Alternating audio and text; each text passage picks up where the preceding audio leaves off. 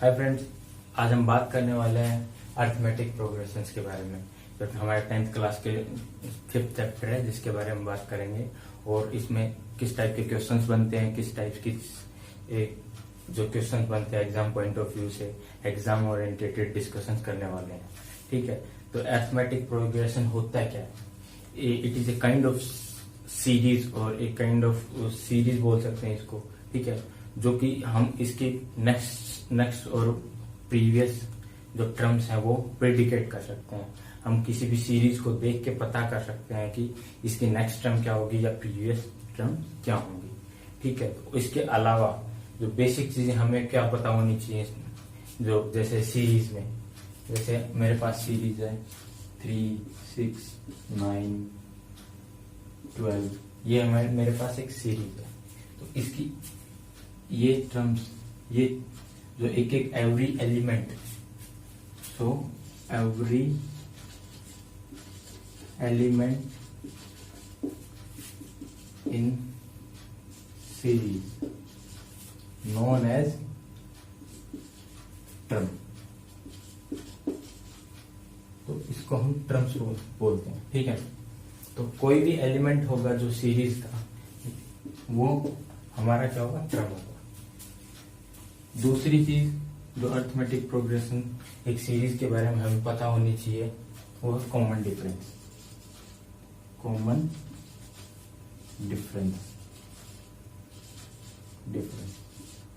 Common difference क्या होता है?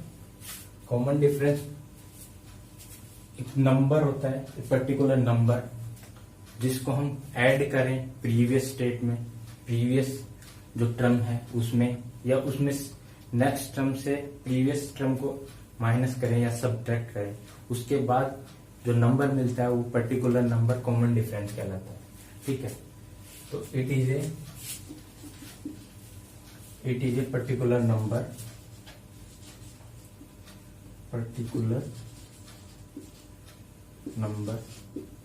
which can be added or subtracted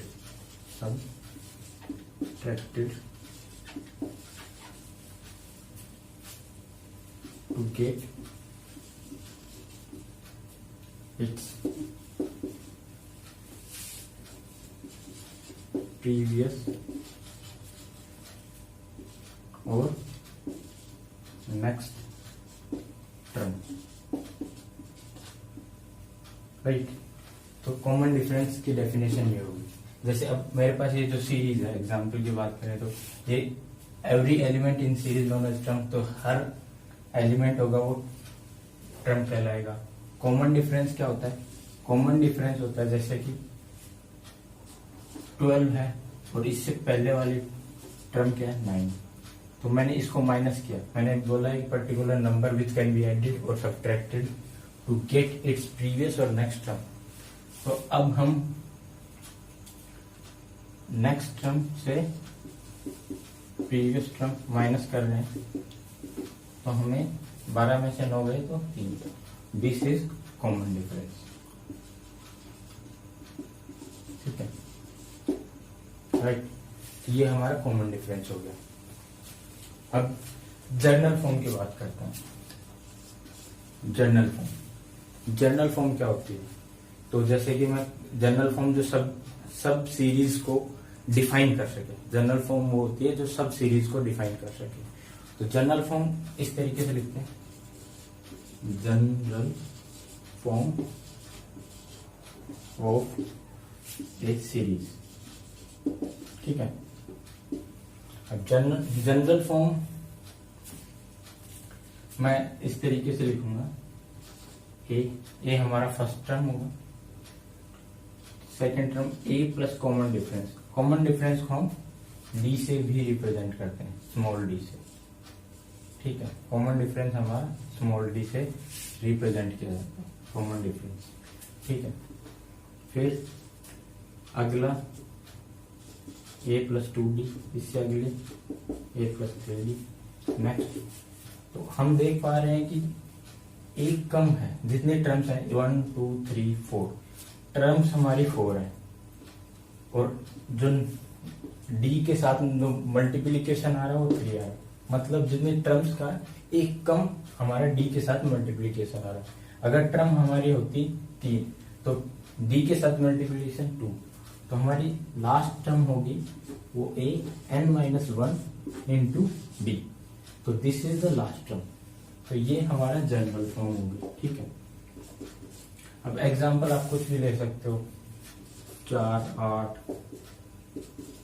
16, 20 and so on. तो ये हमारा अरिथमेटिक प्रोग्रेशन की बेसिक बातें हो गई। अब हमारी फर्स्ट एक्सरसाइज जो हमारे 10th क्लास के चैप्टर में फर्स्ट एक्सरसाइज, वो होगी सिर्फ इन्हीं के बेस पे कि हमें कॉमन डिफरेंस निकालना है, हमें लास्ट टर्म निकालनी है, या फिर उस सीरीज का जनरल फॉर्म निकालनी है। हमें कॉमन डिफरेंस दिया होगा, हमें फर्स्ट टर्म दी होगी, तो हम इस तरीके से पूरी सीरीज निकाल सकते हैं। अब मैं आपके साथ एक एग्जांपल लेता हूं, जिससे हम देख पाएंगे कि कॉमन डिफरेंस और इस सब के ऊपर बनने वाले क्वेश्चन कैसे डील करते हैं।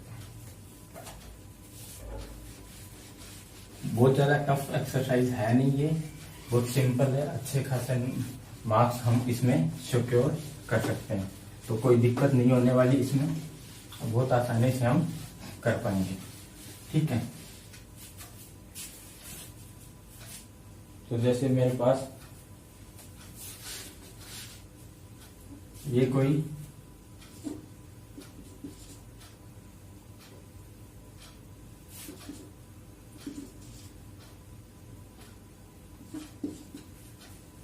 क्वेश्चन है, ये हमारी सीरीज है, ठीक है, ठीक है। इस सीरीज को मेरे को फर्स्ट टर्म ए पता करना है, ए हो गया 7। अब कॉमन डिफरेंस पता करना है, तो कोई भी टर्म्स में से उससे पिछले वाली टर्म्स माइनस कर दूंगा तो मेरे पास कॉमन डिफरेंस। तो डी पता करना है, तो 14 माइनस 7, तो ये आ गया 7, ठीक है। तो ए पता चल गया, डी पता चल गया। अब बात आती है कि हमें पूछ ले कि इस सीरीज की 13th टर्म क्या होगी, 13th टर्म क्या होगी, ठीक है। इस सीरीज की 13th टर्म क्या होगी। तो 13 के लिए जनरल फॉर्मूला हम देख पा रहे हैं, जनरल फॉर्मूला जो इसका है a plus n minus 1 into d, this is general formula 13 term के लिए। अब मेरे को पता है 13n इक्वल टू आ गया मेरे पास 13, तो मैंने यहाँ पे ए 13 टर्म निकालनी, ए मेरे पास 7 दिया हुआ है, n माइनस 1, n मेरे पास 13 है माइनस 1, डी मेरे पास 7 है, ठीक है। तो 13 term 7 plus 13 minus 1 12 into 7 equal to, तो ये हमारा 17/85 बार 74 में, तो 12×7 = 84, ठीक है, प्लस 7 7 8 11, तो 91 हो गया हमारी 13th, ठीक है। तो हमें इसी तरीके से चीजें कैलकुलेट करनी है। अब हो सकता है आपको ये लास्ट टर्म दे रखा हो, n पूछ ले, ठीक है। अब मान लो कि ए हमारे पास 13th टर्म पता थी, तो n पता करना है, तो सीधा डायरेक्टली क्या करना है, 7 19 हमारी लास्ट टर्म पता है, plus n minus 1 into D हमें 7 दे रखा है, 7 plus 7n minus 7 equal to 91, ठीक है। 7 से 7 कट गया, n इक्वल टू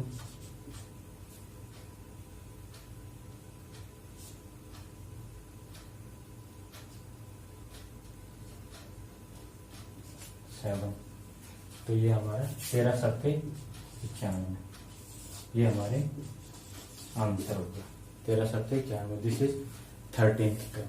तो इसी के बेसिस पे हमारी फर्स्ट एक्सरसाइज है। ठीक है, अब बात करते हैं इसके नेक्स्ट एक्सरसाइज की।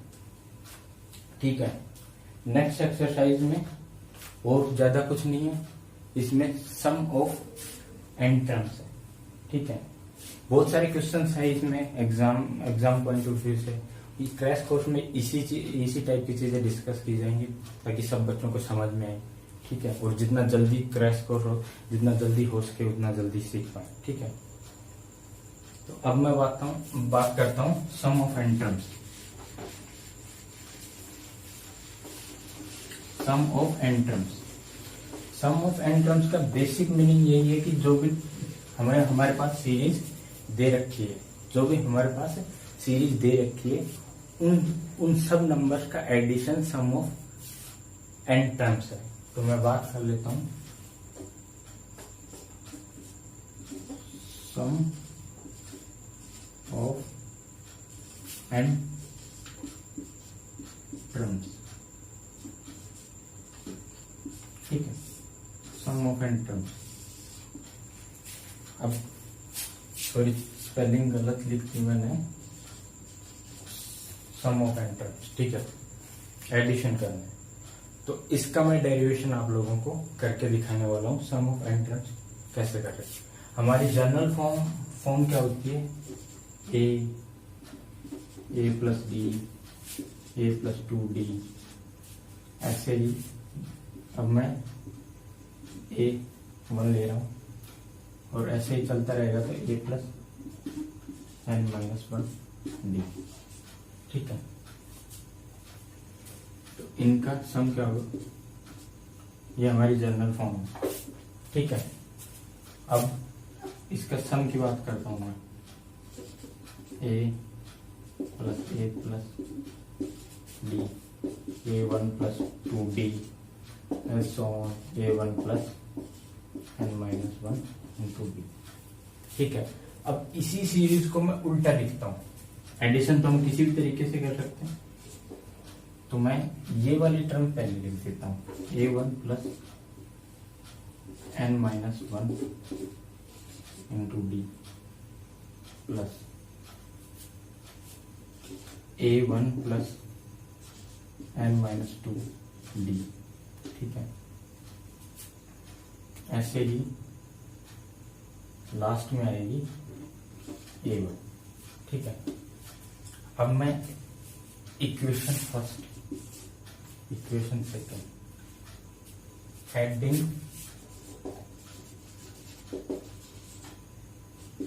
1 and 2, इन दोनों को ऐड कर, s प्लस s 2s,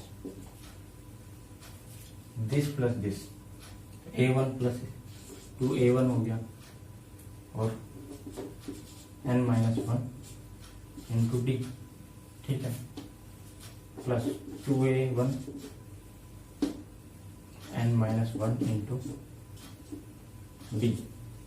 तो यही टर्म हमेशा, क्योंकि हमें ये टर्म प्लस ये टर्म ऐड करनी है, ये टर्म प्लस ये टर्म ऐड करनी, तो लास्ट में this term add with this term. ठीक है, ये सब ऐड होती जाएंगी, लास्ट में हमारे पास आएगा 2a1 plus n minus 1 into. ठीक है, अब ये कितने टाइम्स हैं, हमें पता है कि अगर हमारी नंबर ऑफ टर्म्स अगर n है तो हमारे d कितने होंगे, n माइनस 1 तक जाएगा। ठीक है, अब तो 2a लास्ट तक चलेगा ये। ठीक है, 2a लास्ट तक जाएगा। ठीक है, तो ये n टाइम्स है, तो ये सब चीजें, ये टर्म होगी, ये सब टर्म्स हैं, n टर्म्स हैं, तो ये सब n टाइम्स है, तो n इंटू इसको मैं मल्टीप्लाई कर सकता हूँ, 2a plus n minus 1 into D.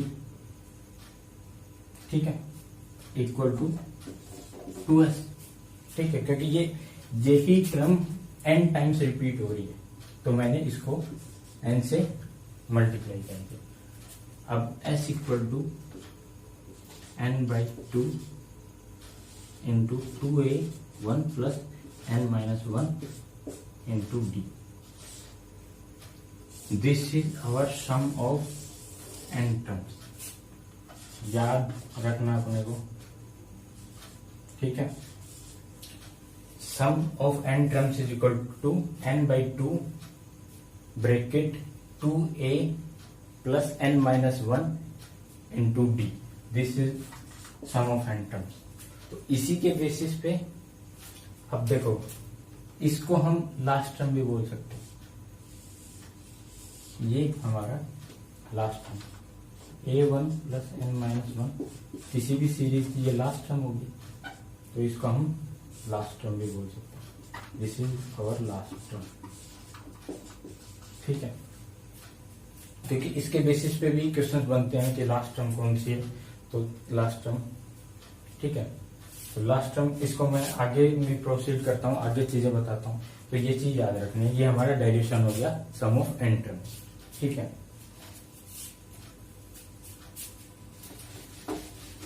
इसके अलावा इसके ऊपर क्वेश्चंस बनेंगे, वो मैं 1-2 क्वेश्चंस करके दिखाने वाला हूँ आप लोगों को। तो बहुत आसान है, बहुत अच्छे तरीके से हम डील करने वाले हैं इस क्रैश कोर्स में, और किसी भी बच्चे को बहुत अच्छे से समझ में आएगा, ठीक है। तो हमारा सम क्या था, n/2 2a प्लस a लिख दो या a1, दोनों बराबर ही है, क्योंकि वो कंसीडर कोई भी कर सकता है, a या a1।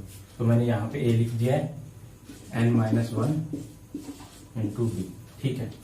अब इसको मैं ऐसे भी लिख सकता हूँ, सम n/2 a प्लस a लिख सकता हूँ, तो 2a को मैंने a plus n-1 into d। तो ये हमारी होगी लास्ट टर्म। तो sum is equal to n/2 a plus, इसको मैं l लिख देता हूँ लास्ट टर्म। तो ये हमें कई बार दिया होता है, लास्ट टर्म दी होती है, n दिया होता है और a दिया होता है, तो हमें फिर निकालना होता है सम ऑफ n टर्म। तो ये भी याद करना है, याद रखना है, एग्जाम पॉइंट ऑफ व्यू से काम की चीज है, बहुत काम की चीज है, ठीक है। अब इसके बेसिस पे आप कोई भी क्वेश्चन ले लो, जैसे हमारा अभी क्वेश्चन था 7, 14, 21, 28, 35। अब n इसमें 1, 2, 3, 4, 5, n 5 है, ठीक है। अब सम ऑफ दिस सीरीज 5 n है इसका, तो सम ऑफ दिस सीरीज निकालना है। तो हमारे पास n कितना है, n 5 डिवाइड बाई 2, a कितना 7 प्लस l कितना है लास्ट टर्म 35, कितना हो गया ये। तो ये मुझे ये टोटल इसका लास्ट, इसका टोटल मुझे कमेंट बॉक्स में आप लिख के बताएंगे, कमेंट बॉक्स, ठीक है, कमेंट करेंगे, ठीक है। Thank you.